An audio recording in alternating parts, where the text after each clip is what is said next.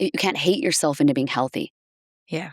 You can't look at yourself in the mirror and hate how your clothes fit, hate how your arms look, hate your belly, hate your body, because your nervous system and your subconscious is listening to that commentary and creating that for you, literally creating it for you. And it's been shown that my company's Women's High Vibe Health for a reason. The vibration that we're at, you have to believe. And even if I teach my clients, even if you have that negative self-talk, right away you say something like, oh, I'm a failure. I ate Skittles today and I really didn't want to, but my nephew brought them over or whatever. It's like, can we change that dialogue right away, even if you don't believe it? Like you have to change it so you can convince your nervous system and your mind that you're always in a healing state and that your body is well. But if you hate your body and you're talking down to it and you think I'm disgusting, I'm puffy, I'm inflamed, my clothing is oversized, I have to hide my body, that's the way that you're going to operate. Nothing will change.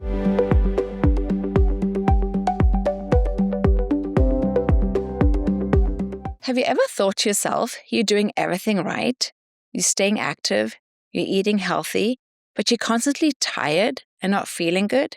Well, today's episode is for you. I'm Belinda Waites from Hear Me Out with Belinda. Welcome back to the show. Today in studio, I'm welcoming Ninu Lammens, a registered nurse turned functional health practitioner. Welcome to the studio. Thank you for having me. It's an honor. Yeah. Well, I think we've got some good conversation coming up today. We met at a Creating Connections event. That's right, yeah. And I always think that that's a good place to start. So we were both in Okotoks, and that is a group of, I would say, entrepreneurs meeting together once a month, getting together to share ideas, connect with each other, learn about each other's businesses, practices. And so for anybody who's not in Okotoks, I would just encourage you to start your own networking event because it really is important. You meet some amazing people. Yeah, absolutely. I agree. Yeah, we found a love for soccer together. Well, at that time, I don't think I had a love for soccer, but I'm coming back to it. But it was still interesting. My boy is a little bit older than yours, but it did bring me back to that soccer time in my life where everything was about soccer and getting the kids to soccer practice. So that's where I'm at right now in my life, for sure. And I think you said you played soccer at university. I did, yeah. Soccer was such a huge part of my life. I'm born and raised in Calgary, but I played from the time I was, 4 or 5 years old until university, basically. And then I've come back to it now as an adult, but it saved me so much in my childhood because I was raised by a single mom. She wasn't home. And the only way that I had a semblance of like a community or sort of that parent role model was my coaches would pick me up at my townhouse, take me to practice, bring me back. I would come back and lock the door. And I always had that to look forward to. And it really, I think, fueled a lot of my athleticism throughout my life and health goals. And so I'm still in that soccer world and my kids are too, and my husband. So we're just a soccer crazy family over here. Yeah. Well, I mean, if I think about going back to my soccer days with the young boys, it was 5 days a week and we're going off in different directions and you're trying to keep them healthy and you're trying to eat well, because they need all this energy, to play. And then I'm not going to get into the dark days of the mental health or, the emotional abuse or anything like that. But that happens as well, right? So it does bring into everything together, the positives and I guess a little bit of the negatives as well. But back to you in university. So you studied to be a nurse. That was okay. So why did you decide to become a nurse? Oh, that is such a good question. I think now I'm a daughter of an alcoholic father, and it's crazy the statistics on the number of nurses who have a parent with an addiction. And so part of me thinks that a lot of women go into nursing somewhere in the background because obviously they want to be a helper. They want to save people from being ill or help them heal. And they couldn't control maybe their own home environment. But being in this role of a nurse, you can really make a difference. I feel like that's what it was for me. I'd never even really been in the hospital, as a child or with family members. So it was very new to me. So I thought that was the journey to healing your body, was that happened behind hospital doors. And The reality was very far from that, which is why I do what I do now. But the intention was always I wanted to make a difference. I wanted to matter as an individual on earth, but also to make a difference for others in a way that was impactful long term. Yeah, I think that's probably why I That's went into probably nursing. why, yeah. And nursing is 4 years. Yeah, that's right. 4 years. And then do you do a practicum afterwards, or is the practicum included in your 4 years? You actually do the practicum starting in the first year. Okay. So you basically are plunked into the hospital in different capacities starting in the first year. And that was actually where things turned around and I started getting that little nudge of like a little minor, tiny red flags, just seeing that so many patients were just given 6, 8, 10 prescriptions and discharged from the hospital, and they didn't really know why they were on them. They didn't know anything about their new diagnosis or their chronic illness. And it was just like this revolving door. And in my back of my mind back then, I'm 43 now, but I was, 18 or 19. I thought, this is weird. I thought that we were going to like talk to them about their health. And there was that disconnect there. And I just felt like it's got to get better from here. And then on to second year, third year, where you get into mental health and specialized areas. And it really wasn't very much different. And I always felt a little bit like this was not aligned with my heart and how I wanted to help people. But you do get that opportunity in nursing school to shuttle through a bunch of different areas. Okay. Yeah. But even then, it wasn't resonating with you. You felt like you were handing out a prescription or putting in a drip. Maybe, is that correct? Would that be okay? Mm-hmm. But not actually targeting the actual reason. Yeah, there never was a discussion about the root cause. Okay. And it's called healthcare, but I just feel like it's named inaccurately. It is sick care, so it's managing acute illness. If you break a bone, if you are in an accident or have an emergency or have a very acute episode like a heart attack or stroke, that's something that you definitely want to go to the hospital for. But the majority of people going there are going for chronic symptoms that have been there for months, years, decades, and it's managed with pharmaceuticals to mask the symptom.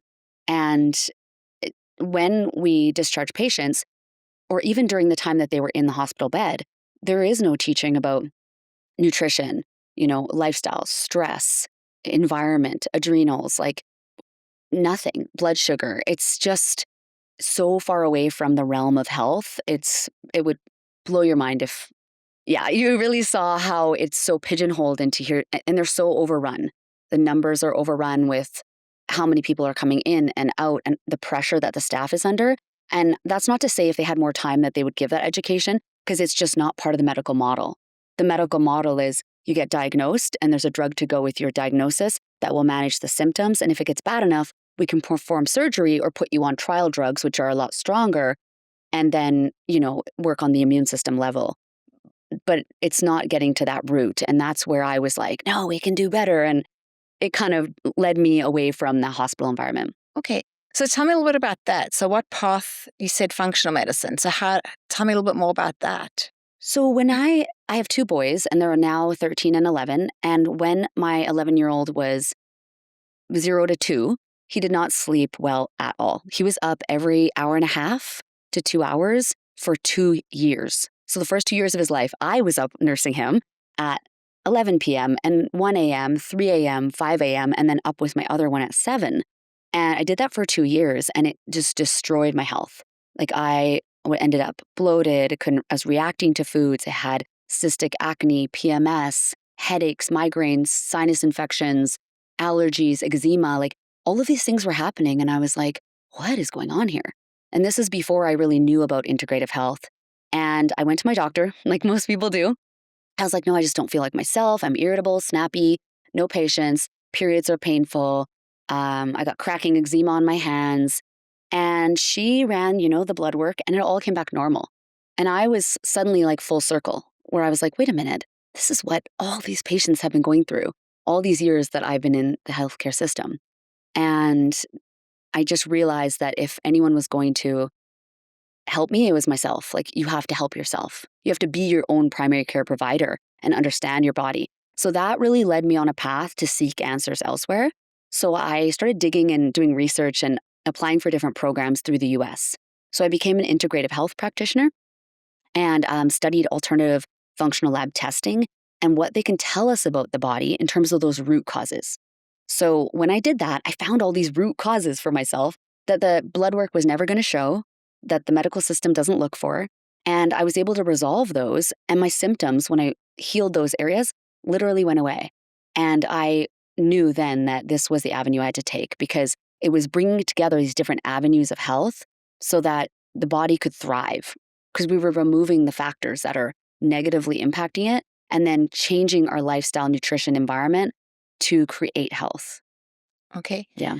So going back to that, so you would have done blood work, but it wouldn't have showed in your blood work. So where would it show? Such a good question. So blood work, I like to say, and people who might have followed me for a while will know this, is that blood work is a homeostatic fluid. So it is meant to be regulated very tightly. It is literally keeping you breathing and your heart beating right now. So if it was out of whack, you will have changes to those things. So when we look for problems in blood work, you and I sitting here, we should have normal blood work because we're not in an acute care situation in the ER. And looking at blood work is the final domino that falls. The dominoes that fall before it in the chain of command are all the other things: cellular health, hormonal function. You can see it in urine, you can see it in hair, you can see it in stool, you can see imbalances, but you're not going to find a gut issue in blood. It's in the stool. You're not going to find a hormonal issue from one snapshot of blood. You're not going to find a mineral issue in the blood, because that blood is going to pull from all these areas in your body to keep it homeostatic for you. So if you are like, well, my blood work did show something wrong, cholesterol, blood sugar levels, liver function, CRP, which is a marker of inflammation, that's a really big red flag, because then we know that that's the final domino to fall. So if it fell, then that's a deep amount of dysfunction that's been going on probably for a decade or more for your blood to change.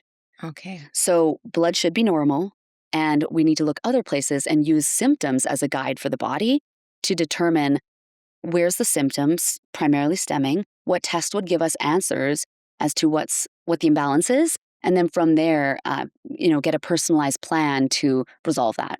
Okay. So then you're looking at stools. You're doing a stool sample, I'm assuming. So I know that I just turned 50, so we have to do I think it's the colorectal cancer one where you send in your stool. But I guess they're not looking for anything else. They're maybe just looking for certain cancer markers in that. But what you're talking about is different. So it's not going to Alberta Health Service lab. Correct. It's going to a different lab where they're actually looking for different markers. 100%. Okay. Yes. So we're looking at the gut microbiome, which is a collection of trillions of bacteria in the gut. And the healthcare system, if you come back from, say, a trip and you have acute illness of the GI kind, they might say, oh, take some electrolytes, go home, you'll be okay.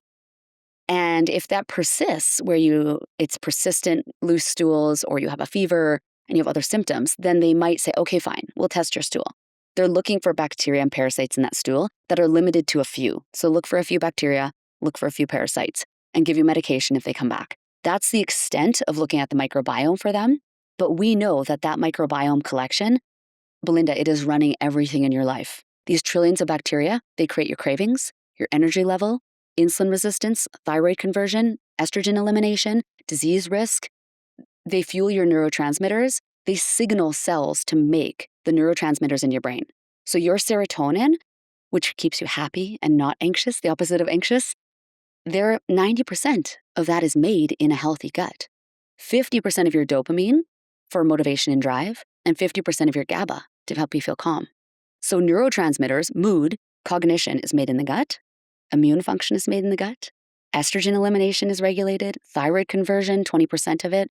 And yet we're looking in these other ways for problems when the gut is driving a lot of that. And the microbiome, the species in there.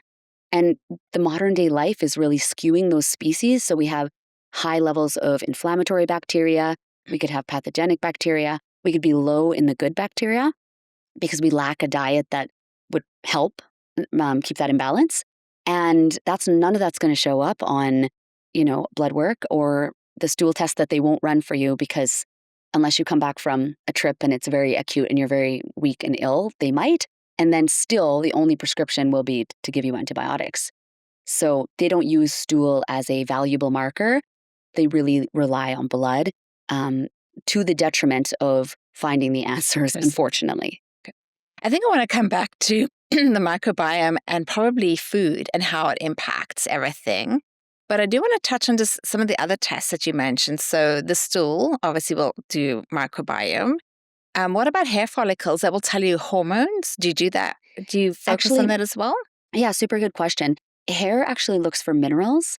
So in the blood, as we mentioned, it's tightly regulated. So it should be normal. Your magnesium, your electrolytes should be normal. But if you were to take a hair sample from the back of the head and send it to a lab in the US, they burn that hair sample from the root. So not the ends, unfortunately. You have to cut it from the root. They burn that. And what does not ever disappear on Earth is minerals and heavy metals. So they will have this little pile of minerals left over after they burn the contents of your hair. And they parse that apart and they graph it on a chart. How much magnesium, sodium, potassium, selenium, and so on were in your blood, floating around, and then were pushed out in the hair in the time frame it took for that hair to grow. So if you grow 1.5 inches in 2 months, then in 2 months, how much magnesium was floating through your bloodstream and got pushed out in your hair. So we can get a better picture of your minerals through your hair, and that is wildly insightful. Today, actually, I have 3 of those visits with clients this afternoon, and it is so telling on what is going on in the body. We can see trauma, that someone's experienced trauma. We can see slowed thyroid function. We can see burnout of the adrenals. We can see weakened immunity, low stomach acid, because all these minerals are running every operation in your body. Okay. And if you haven't been digesting well and absorbing well, or you're running through your minerals rapidly because you live a stressful lifestyle, they're deficient, but they're going to look normal in your blood. But they're deficient, and then all the operations that they're responsible for, they get squashed. Okay. I think you really know what you're talking about, and I can hear the passion when you talk. But I think we've got to break it down a bit because I got a bit lost there, right? Okay. So if we're going to take me. So I'm coming to you today, and whatever complaints I have, nothing today, I feel great. But you would do a stool sample and you would do my hair. Would this be like standard practice for you? Is this what you're doing on a daily basis when you're looking at someone for functional health, right? And then my results will come back. And then based on that, we'll have a meeting. And then you'll say to me, your gut biome is out. You need to, I don't know, eat something, or you need more, eat some kimchi or something like that, right? To get some different kind of microbiome in your stomach. Is that sort of what you're saying, or did I get that wrong? No, you got that right. Now, a big missing piece that we didn't mention is I'm not someone who thinks that we can just test somebody, give them a short-term plan, and it will just change and fix everything. So we have to rebuild the foundation of health. We always have to ask, how did we get to this situation?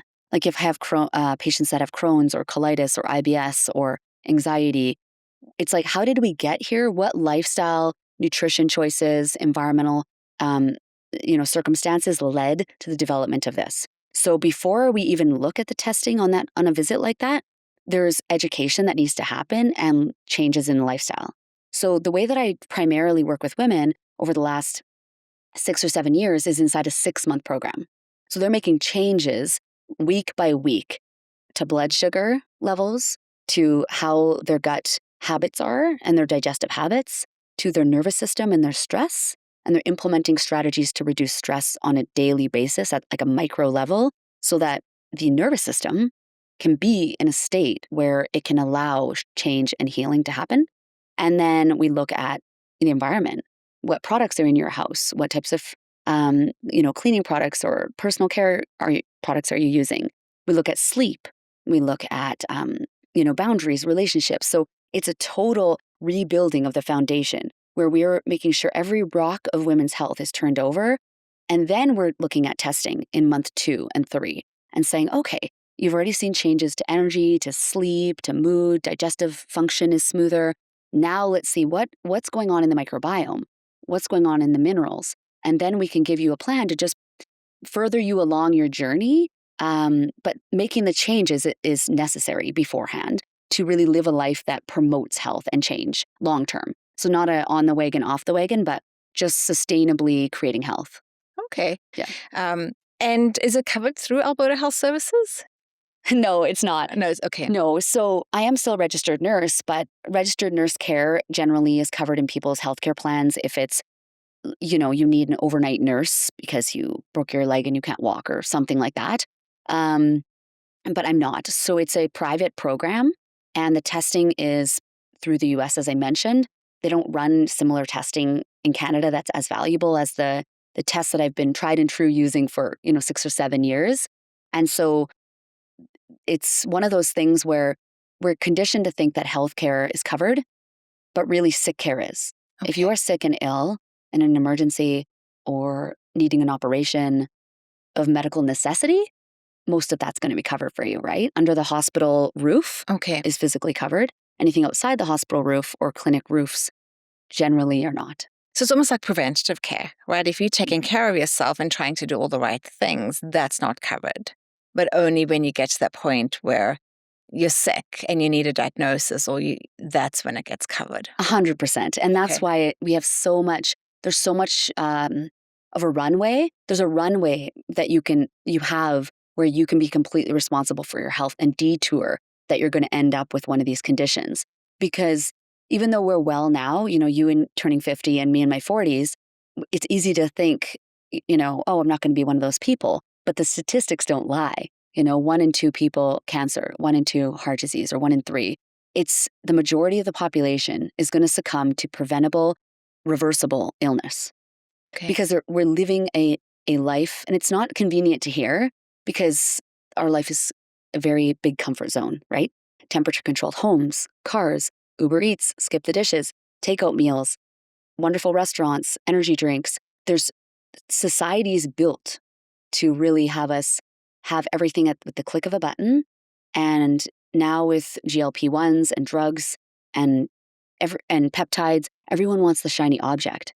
Yeah. But the true essence of it is sometimes we just can't hack our way out of health, and we need to actually build that foundational habits that we can sustain for life, that are not fads, they're not restrictive, they're not trendy, they're not cool. They're the boring basics that build health for women or men or kids.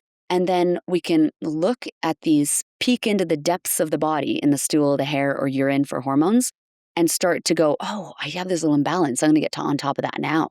Yeah. And stay well so that we're not on the same path as the majority of the population, headed down towards the heart disease, cancer, diabetes, stroke path, because that's most people. Right. But they don't see that till their 60s and 70s. Right. Yeah. And I think because life is busy. I mean, life is pretty stressful for many of us, parents, mothers, wives, husbands. We all have a lot to do, the inflation, the food crisis, there's lots going on for everybody. So I think we all have an excuse or reason, or that we can validate takeout or the quick frozen dinner meal. But we know, well, most of us, I think, know it's convenient, but it's not healthy. It was made for profit. There's a book, I think it's called Salt, Sugar, Fat, that was from the 1990s, where they really dive into it and say, these big food companies are not there to keep you healthy. They're there to make a profit. And that's something I didn't even realize myself until probably 2010, 11, maybe even a bit later than that, where I lost the trust going into it, where actually I learned about Skittles. It always comes back to Skittles. And not that we had a lot of candy in our house, but my one child loves Skittles. And there was a link that when he ate Skittles, he would get anxious, right? And I started putting it together and then really started diving into food and all of that type of thing. And now, like I said, the whole gut. And I think I've heard from one of my physicians saying that genetics loads the gun, but your diet pulls the trigger. And so much, I think tying into what you're saying, so much is actually about our diet. And our diet is obviously a big part of our food, but it's also what we put on our skin, especially women, what we're putting on our skin, the chemicals we're using, and but maybe spirituality, we didn't touch on that, but probably how we think, right? Our whole positive environment will have an impact, because I think everything is together. Now, we're not a head and a body, we're one being, right? Yeah, absolutely. It's one of the most common mistakes, 'cause I primarily work with women, that women make is they're putting all their eggs in the basket of diet and exercise. So they're like dieting hard. So they're restricting calories, cutting foods out. I'm going to go sugar free for the month. I'm going to cut out all alcohol, sugar, dairy, gluten. I'm going to eat vegan for a month. They're putting all of it into the diet, or they're counting their macros and calories, and they're just trying to hit their protein. And then they're going to the gym many days a week, pushing themselves hard. And then they're feeling puffy. They're not losing weight. They're irritable. Their periods are a mess. Their clothes are getting tighter. And they diet harder and they exercise harder. And what my message whenever I speak with women like that is like, diet and exercise are two pieces of the puzzle. Two pieces of a pie. Actually, I usually say a pie. So if a pie has 8 pieces, 2 pieces are diet and exercise. But they're acting like that's the whole pie, because that's what society tells us. You go and scroll social media, you see the fit influencer, right? And all they talk about is diet and exercise. But they're not, what the woman is missing, who's dieting, going to F45, dieting, counting macros, counting calories, and restricting, is that the other parts of the pie are where they need to look. Minerals, lifestyle, sleep, circadian rhythm, gut microbiome, leaky gut, mineral deficiencies, adrenal function. It's like if we look here, what you want over here with diet and exercise, you want the goals of being slim and lean and not gaining weight when you eat a carbohydrate. And that happens when you lower inflammation in the body through lifestyle, gut microbiome, and hormone awareness. So as an example, almost every woman that joins my program loses weight, and we don't count calories, portions, macros, none of that. And they do everything they can prior to coming to me to fix their IBS or their bloating or their gas or constipation that's chronic or whatever it is. And within a few weeks, they're like, I can't believe it. I lost 4 pounds. And I have a lady who said she's never lost weight without counting calories. This is the first time in her life that it's been so easy. It's because they're pressing the gas pedal so hard in the wrong direction. And so if we can just erase that from our mind, that we have to torture ourselves in the gym. We must get our 10,000 steps, Belinda. We must work out an hour a day and lift weights. Oh, and you better get 140 grams of protein a day. I promise that it doesn't even have to be that hard. It's just the body is one comprehensive, beautiful machine that just works optimally when you put the pieces together. But we cannot just put 2 pieces and push really hard on those gas pedals and think it's going to get us to the finish line. We have to look at the body holistically. So like you said, the mindset, the internal dialogue. You can't hate yourself into being healthy. Yeah. You can't look at yourself in the mirror and hate how your clothes fit, hate how your arms look, hate your belly, hate your body, because your nervous system and your subconscious is listening to that commentary and creating that for you, literally creating it for you. And it's been shown that my company's Women's High Vibe Health for a reason. The vibration that we're at, you have to believe. And even if I teach my clients, even if you have that negative self-talk, right away you say something like, oh, I'm a failure. I ate Skittles today and I really didn't want to, but my nephew brought them over or whatever. It's like, can we change that dialogue right away, even if you don't believe it? Like you have to change it so you can convince your nervous system and your mind that you're always in a healing state and that your body is well. But if you hate your body and you're talking down to it and you think, I'm disgusting, I'm puffy, I'm inflamed, my clothing is oversized, I have to hide my body, that's the way that you're going to operate. Nothing will change. Yeah. So it is so important that the way you talk to yourself, that you catch your internal dialogue being negative and you change it. Say the complete opposite if you don't know what to say, even if you don't believe it, right?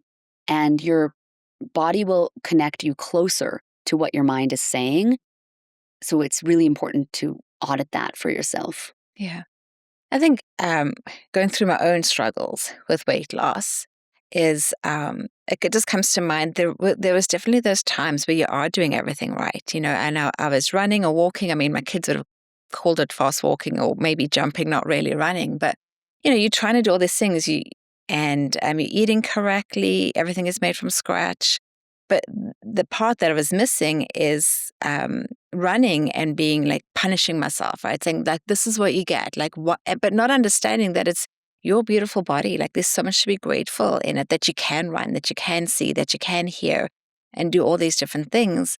But we think there's something wrong with us because why does our colleague eat 6 chocolate bars a day, never exercise, but, she's completely skinny? What's wrong with me when I'm eating my healthy salad and showing up for myself, but I'm gaining weight, And I think we are very hard on ourselves. And I don't think that's just women. I think it's men and kids and everybody these days. But I know your focus is women's health.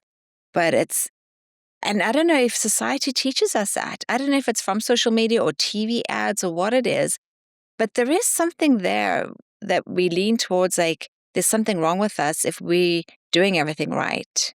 But it's that mental game is part of it, right? We're not doing that part right. We're not being kind to ourselves. And we have to learn that as well. Yeah.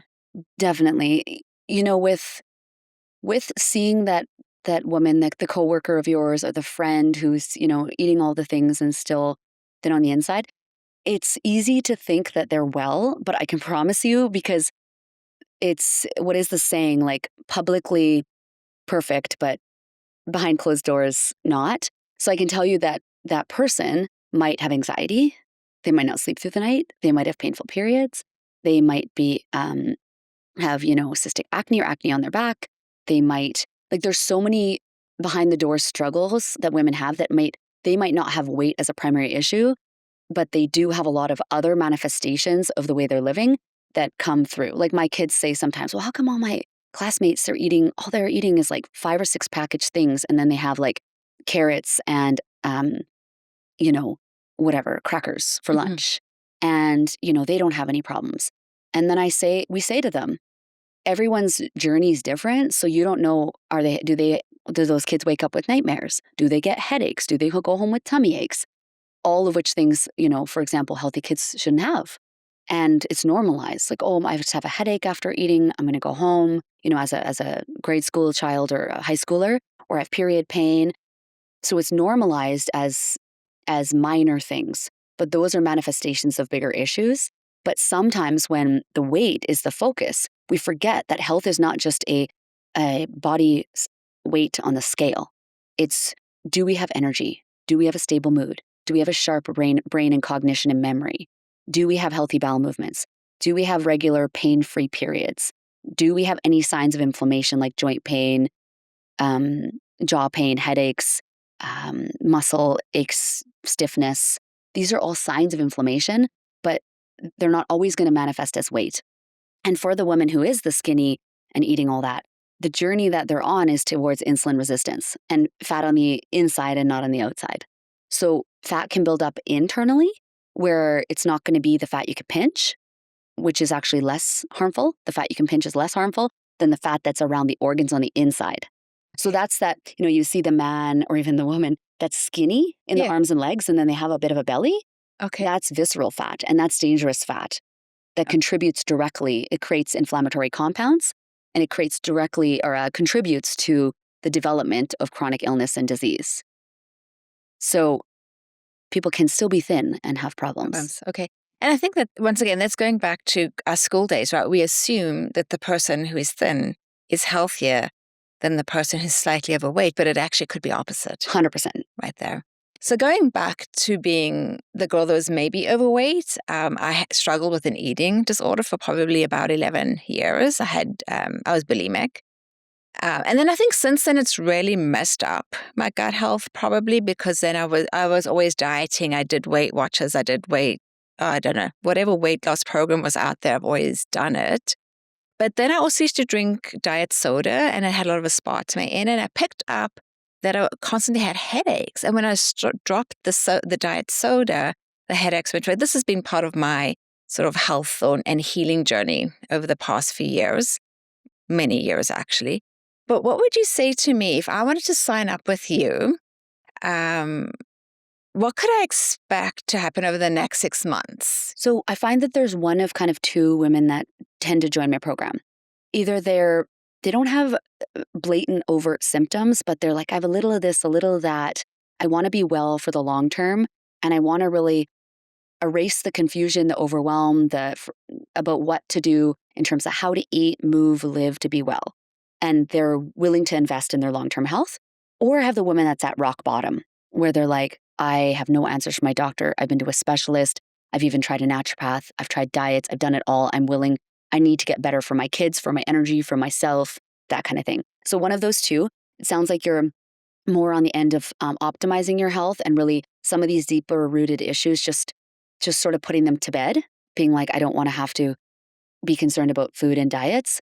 So somebody that joins the program, the biggest feedback I get is a rise in energy throughout the day, is deeper, more restorative sleep, more optimized, balanced hormones. So might that mean less PMS, less irritability, more cycle regularity, normalized digestion, so healthy poops, but also this foundational education around you become so empowered about yourself that you can see things written online or friends are telling you that they're doing this XYZ thing, and you have such a knowledge of what that might do or create long term. If they go carnivore long term, you're going to learn why that might not work. If they're going to go vegan, why that might not work. If they're going to restrict, if they're going to focus on macros.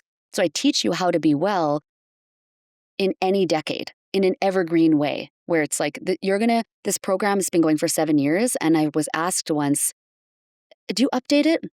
And I went back and I thought, I've added things to it, but I've never deleted anything because everything I've shared in it, all the lessons that you're guided through week by week, they are tried and true for human health. Like it's not going to change because it's not built on a fad. So I like to teach women to regain that control of being able to eat at a neighbor's house, a buffet, a restaurant, an all-inclusive. When life gets crazy, when you need to eat takeout, what are the good choices? We need to go, pick up the frozen meal. And learning to just understand that doing those things are not going to derail you because it's not about perfection. It's about if you can be well with your habits, your environment, your lifestyle, your choices, your mindset, your sleep, 80 to 85% of the time, your body has grace. And so you start to see the benefits in energy, digestion, hormones, skin health, mental clarity. The number of women who have brain fog that come to me, I would say is almost 90%. They lose track of what they're thinking. They can't remember what somebody said. They feel overwhelmed easily. A lot of women have anxiety and they maybe are even on benzodiazepines or drugs to manage that. And then once they work on their gut, they're feeling actually more in control. And they're like, I'm going to have a conversation with my doctor. I don't know if I need this dose or if I can think about working off of this. And that's a goal. That's a conversation they have in the medical land. But my goal is to really help teach women how to be well. It's like how to be well in the modern world in your 20s, 30s, 40s, 50s, so that your cycling years are healthy, pain-free, optimized. Your 30s, when the busiest time of your life, usually kids, marriage, white picket fence, house, all the things. And then you have babies, toddlers, preschool kids or school age. And then the 40s, where it's like, oh, now my hormones are changing. But everything that happens in your 40s and 50s, especially your hormones, it's going to be representative of your gut, your lifestyle, your minerals, your habits, your circadian rhythm, your cortisol levels. All of that is going to we're going to shine a spotlight on it in your 40s and 50s and say, how did you take care of yourself in your 30s? Because it's going to show up in your 40s. And then your 50s, how did you take care of yourself in your 40s? So it's about really helping you be well. So you're like the bird that flies out of the nest. And I'm like, oh, she has her wings now. Okay. But if you're in your 60s, yeah, you can still find absolutely help. It's not too late for anybody. No, and you know what? This is wild. I had a lady in Victoria 6 months ago or a year. She signed up for my program. She's in her 70s. Okay. And she was like, I've always had sugar cravings. I've always had bloating, always had this, I can never gain weight and I'm frail and my bones are going to be more frail because I can't eat a lot because I react. And so anyway, she joined the program and I thought, what a gift, like to be able, and we looked at her hair minerals. It's so important that her bones are strong because she's at that age where over the age of 65, if you fall and break a hip, 1/3 or more of those women die in the year following because it's a systemic, bigger issue than just you slipped and fell and it was bad luck. It's, did you have the reflexes? Did you have the muscles? Did you have the ligaments to respond? Did you have the bone quality? And I'll throw another one in there. Did you have an untreated hearing loss?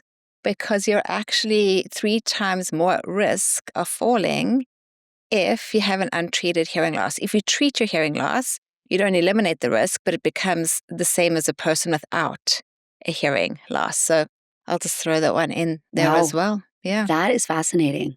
Yeah. Yeah. So maybe that's a good way to end off food for thought for everybody. So any closing remarks for our listeners today? I would say the biggest message that I just wish women to, everybody, but even if there's men watching, but that women to know is that being a woman, a mother, a business owner, whatever it is you are today, in this modern world, it is challenging. We're moving like the speed of light, and our nervous system and our body was not meant to take on as much stress and to-do lists and stimulation as we have. And the effect of it is it impacts our adrenal function and stress response, our digestion, our hormones, our skin, and we have to live our life in such a way that's probably different than the average woman in order to counterbalance that and stay well, but it is always in your control. And please don't outsource your health to believing that you've been given a label or a permanent thing or that you're just born broken, because nobody's body's broken. Your body, in this conversation and this length of time, our bodies have been operating millions of functions to keep us thriving. And it's always trying to achieve equilibrium, true equilibrium in the body, and it never gives up on you. So nothing is a mistake. Symptoms are a gift, and they're pointing us and saying, hey, there's a problem here.